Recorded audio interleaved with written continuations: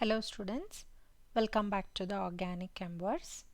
Today we are building our problem solving skills with a real world organic chemistry question.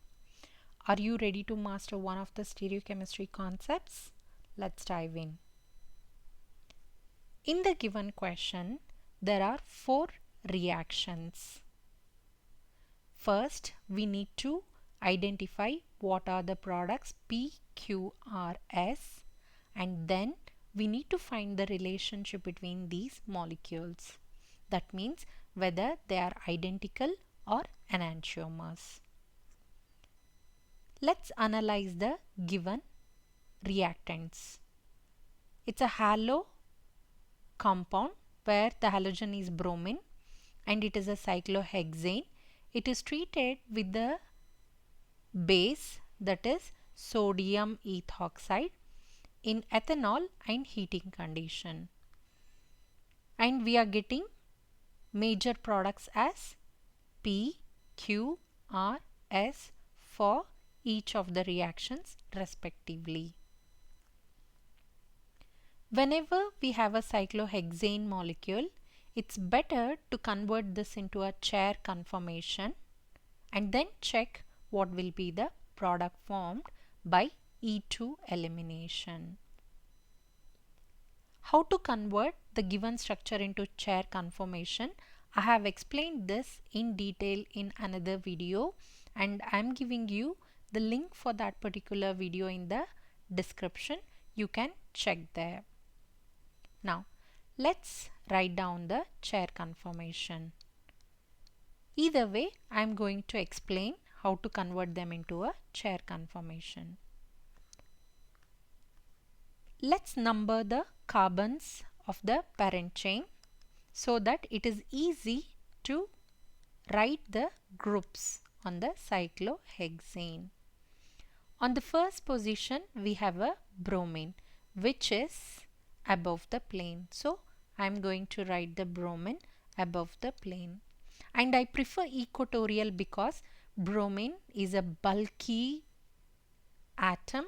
So it prefers to take the equatorial position so that the molecule will be stable. Now, what will be on the axial? There will be hydrogen. On the second carbon, methyl is above the plane like this, methyl. What about the hydrogen? It is equatorial because it is below the plane. Third position, obviously both are hydrogen. Now move on to the fourth, and methyl is above the plane like this.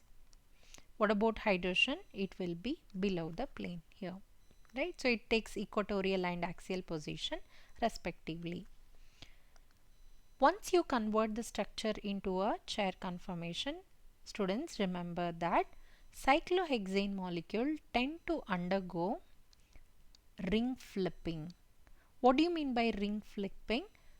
This carbon will go down and this carbon will go up. So it is going to form one more conformation like this. And you must know by now that it happens through a boat conformation, twisted boat, right? So we will write the ultimate structure, that is a chair conformation. Whenever there is a ring flipping, the axial will become equatorial, the equatorial will become axial. But if the group is above the plane, it will still remain above the plane. For example, if I have taken this as the first carbon, therefore this is also first, right? This is equatorial, but now it will become axial here. But it is above the plane. Okay, that is not going to change.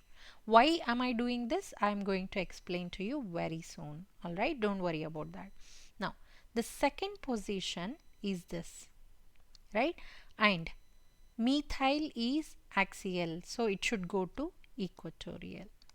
What about our hydrogen? It will be axial because here it's equatorial, it changes to axial. Now, anyway, on the 6th carbon, the hydrogen will be above and below the plane. On the 4th carbon here, methyl axial will become equatorial and hydrogen will be below the plane like this.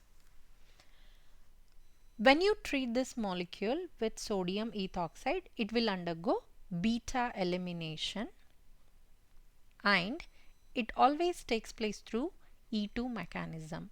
E2 mechanism is one step reaction. That means what? The hydrogen and the bromine will get eliminated in one step.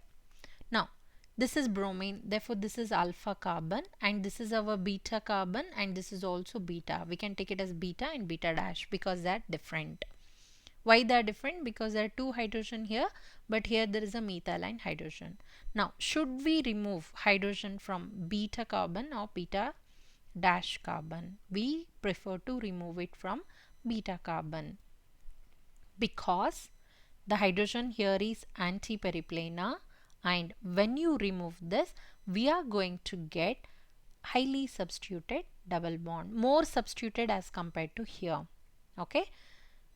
First thing, we have to remove hydrogen from beta carbon, right? So that we are going to get a double bond here as it is an elimination reaction. The second thing, we have two possibility, either here or here. But the question says it's major.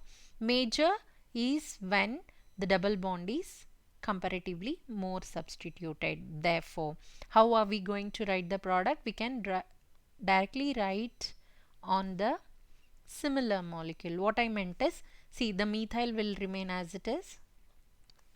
The bond is formed between these two, double bond. I'm going to write that here. And what about this methyl? It's not changed at all. Why it should change, isn't it? Because this is not a reactive center, therefore it remains as it is. Now, why did I flip the ring? I told you I'll explain this, right? So why did we flip is, when you do the E2 elimination, the bromine is supposed to be anti-periplanar so that the elimination will take place easily as it is E2 elimination. Therefore, this is our product P. Yeah, we just did the first reaction. Same way we have to do for the rest of them. Okay, so let's do the second reaction. So we'll write down quickly now, because now you know how to convert the structure to the conformation, right? So let's see here. The bromine is below the plane, so I'm going to take this as the first carbon now, below the plane, and hydrogen is here, right? What about the hydrogen here? It's supposed to be equatorial because methyl is below the plane, axial. The fourth one we are not bothered because the reaction is not taking place. However, if you want, you can write, okay, but not important. So the ring is mostly flipping. It's mostly on this side. The equilibrium is mostly on this side because the bulkier group is in the equatorial position, similar to the first one, right? Now, again, let's flip the ring. Okay, so when I flip it, I'm bringing the bromine to the axial position. I'm not writing for the hydrogen here because we are least bothered about it. Let's check for this one. When we flip it, right? So what happens to the hydrogen? It still has to be above the plane and it should go to axial. Sorry, it's supposed to be here. Okay. No problem, because anyway that is not important here. It's just that whether we have axial hydrogen or not, that is what is important here, right? Same with the methyl. So if you want, you can write here. So now check if it is undergoing elimination. Yeah, because it's anti-periplanar. And look at this, I'm going to write the product. Of course, this is after treating with the sodium ethoxide, right? So now look at this. There is a methyl here, right? And it is below the plane, but the double bond is formed, so it doesn't matter. So the double bond is formed over here. And look at where we have the methyl, not changed. It is as it is, like this. Okay, so this will be our product Q. Now students, check if we have any option with respect to P and Q. Yeah, they're saying P and Q can be identical. Let's verify that, then we can move on to the next two reactions, because it might have more than one right option also. That's the reason. Okay, so now look at these two molecules. All right, let's compare them. Okay, so you see the methyl is here above the plane. In order to compare it, what I'll do is I'll rotate the molecule like this. Okay, so I'm rotating it here. So when I'm flipping the molecule, how does it look? If you want, you can give the number also. 1, 2, 3, 4, 5. 5 methyl it is. Okay. Same way here also. When I give it 1, 2, 3, 4, 5. It is also 5 methyl. 5 methyl, 5 methyl. Yeah. So that means what? Look at this. When you flip the molecule, it will look like this. Aren't these two identical? Yeah, they are identical. 5 methyl, 5 methyl. So therefore the cyclohexene double bond is also on the same position. Therefore the structure P and Q are identical. If you don't know how to flip the molecule, I highly recommend you do give the R and S configuration for this. When you give R and S, if they have the same configuration, that means what? They are identical. Therefore the first option A, that is a right option. Okay. Now we might have more than one right answer. So let's check for the molecule R. Okay. Like this. See, for this, I prefer not writing any conformation structure because look at this 1, 2, 3, right? But here all of them are at the same place. The double bond either it has to form here or here, right? If it forms over there, either here or here, anyway, right? What happens? You are going to get it as 1, 2, 3. It's a 3 methyl. So 3 methyl, 5 methyl, first of all, they are not having the same methyl group on the same position. That means their structures are different, right? Therefore, this molecule is neither identical nor enantiomer with P and Q. Okay, so P and R enantiomers, this is wrong because they're positional isomers. The methyl itself is on a different position. That's why. So we can solve that way so that you can save some time, right? So let's see if we have any other R. Yeah, so there is R with respect to Q. Okay, so it's saying it's Q and R are enantiomer. We know P and Q are already identical. So this is also not possible. Q and R cannot be enantiomer. In fact, they are positional isomers, right? So not possible. But still we have with respect to S. So for that, definitely you have to solve the equation or reaction. But students, remember we have done something like this for the first molecule also. You see, it's just that methyl is below the plane. So that means what? I'm going to write the same structure here because you have already done it, right? So don't waste your time in doing it again and again. You check here. The reactive center is same. That's why I wrote the same thing over here. But what about the methyl? Methyl is below the plane. Look at these two molecules. The position of the methyls are same, but this is above the plane, this is below the plane. So P and S are enantiomers, right? And same with Q and S also. Q and S are also enantiomers. Why so? Because P and Q are identical. So check here, Q and S are enantiomers. That is true. Therefore, the option C is also true.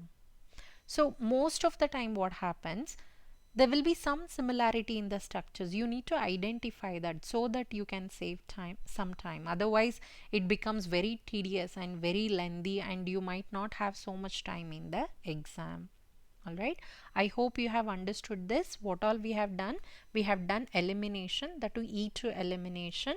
For this you have to convert the structures into a chair conformation, flip it so that the bromine with hydrogen will undergo anti-periplanar, and then the formed products whatever you are getting, compare their structures.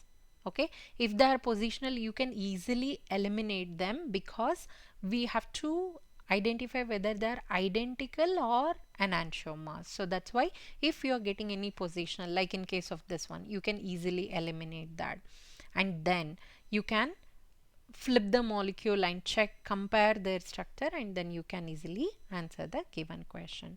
I hope I made this concept clear to you, and if you still have any question you can always ask me in the comment section or you can write to my email ID. Thank you for watching this video. Until next time.